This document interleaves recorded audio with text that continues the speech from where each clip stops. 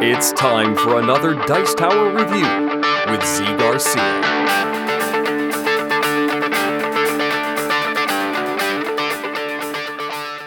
Hey folks, today I'm taking a look at a card game called Pflaumen.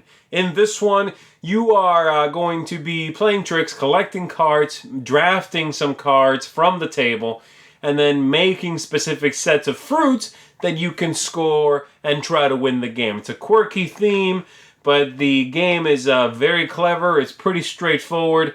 Let me show you how it works, and then I'll tell you what I think of this one.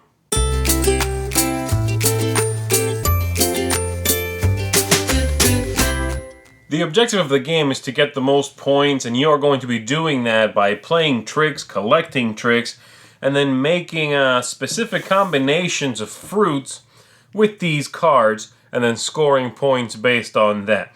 Every card, as you can see, has a different kind of fruit on it, and sometimes a scoring condition up here, or some other special power that I'll briefly talk about in a second. The game lasts these 3 stages, and so for the first part of the game, we're going to shuffle these up. This is a game for 4 players, so we have the 4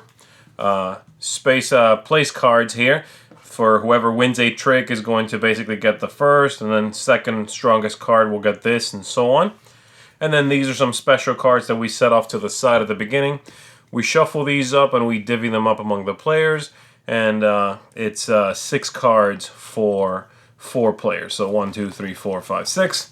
And we're just going to do this randomly for now so you understand how the game works. So I'm not going to worry about it too much. But basically, someone's going to play the first card. And so let's say this player plays the 20 here. And they lead that card to the trick. And then I'll move these paws out of the way. The next player here is going to play a card. I'll just do it randomly. They play that 3. This player will play that 13. And this player plays a 19, which is pretty dumb. But again, they're playing randomly. And now, these cards will be assigned depending on the strength of the card. So the 20 here is the first one. The 19 is second.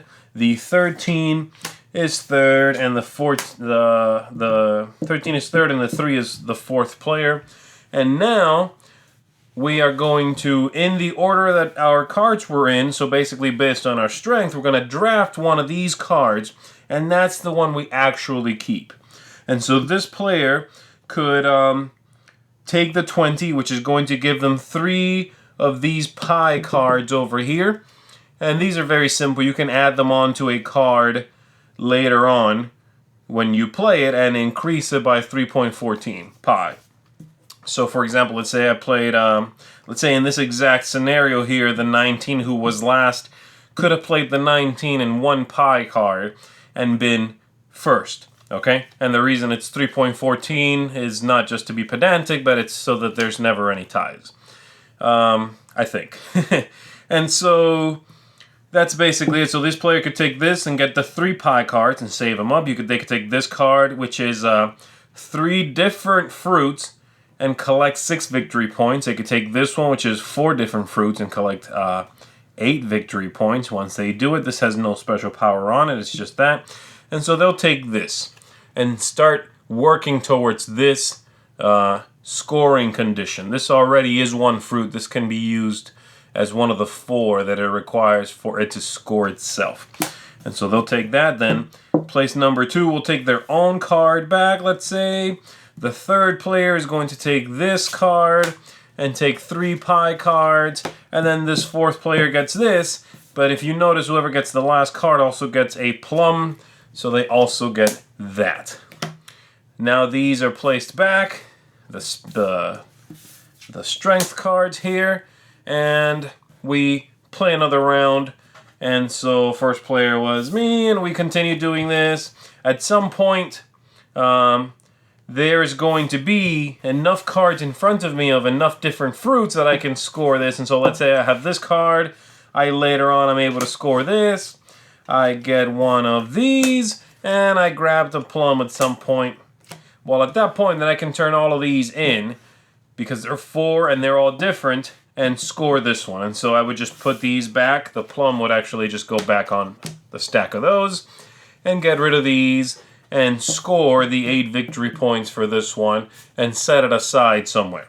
So that's how the scoring basically works in the game. Besides that, the only thing I have not shown you is the dog card here, which is simply a way to prevent people from stealing fruits from you, because some of these do have the ability to... This one gives you the dog, by the way.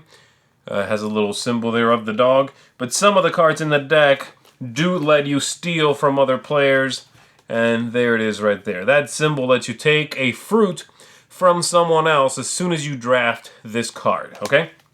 You continue doing this, collecting all the different fruits. Once this is all done for the first round, you are going to shuffle up and deal from the second deck, which has slightly beefed up powers sometimes. And so, for example, the combinations will be a little bigger. There's none there, but this is full house, so 3 of a kind and 2 different, and 2 others, so AAABB, 5 different ones. And then from lastly the third deck, 3 pairs, and another 3 pairs, full house there again. As you can see, there's some, they get a little beefier, the combination, 3 of a kind, and the victory points go up as well. This one, for example, which is 3 pairs, is 15 victory points. You continue doing this, working with these special cards, trying to get the right combination in front of you. At the end of the 3 stages of the game, whoever has the most victory points is the winner.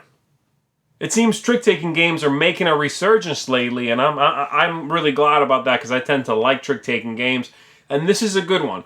I like the artwork in it, and the theme is, largely non-existent. It's a very bizarre theme, but it doesn't matter, because, again, it allows for pretty pictures on the cards, and that's what most trick-taking games do anyway. The themes are usually pasted on.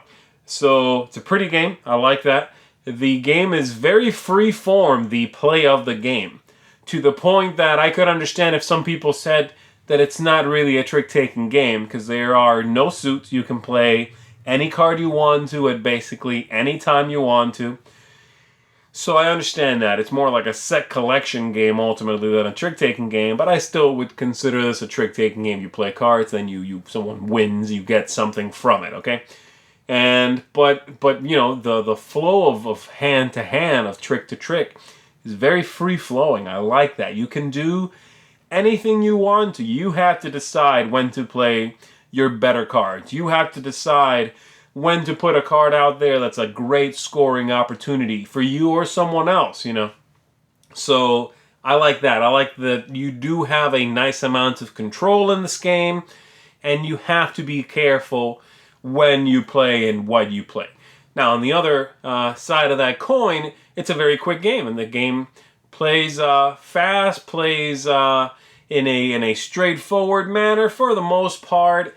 You can see what's going on, you can look around and sort of, keep a tally on what's happening and where people are in their set collection towards what goal they're going for. And all those cards on the side, the pie cards that let you pump up your own cards, the dog for protection, messing with other people, are also a nice amount of interaction. So ultimately, a real neat, attractive, very interactive trick-taking game that I would recommend you go out and check out. So there you go, Pflaumen. Thumbs up for me. If you like trick-taking games, if you like interesting card games at all, thumbs up on this one. Check it out. Thanks so much for watching the Dice Tower videos. Find more great videos and reviews, as well as our top-rated audio podcast at Dicetower.com. You can also find other great shows at Dicetowernetwork.com. I'm Eric Summerer, and you've been watching The Dice Tower. The Dice Tower is sponsored by Cool Stuff Inc., where you can find great games for great prices. Cool stuff in stock. Check them out at CoolStuffInc.com.